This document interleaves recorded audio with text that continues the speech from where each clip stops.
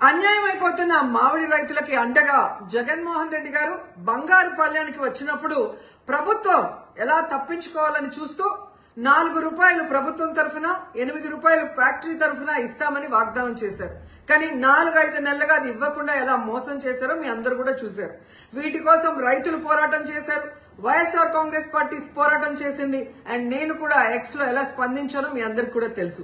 ఈ రోజైతే ప్రభుత్వం తన తరఫున ఇవ్వాల్సిన తన వాటాగా ₹4 లెక్కన 40,795 మంది రైతులకి 46,000 మెట్రిక్ టన్నుల తోతాపురి మామిడికాయలకి మరి ఈ రోజు 185 కోట్లు వేసింది.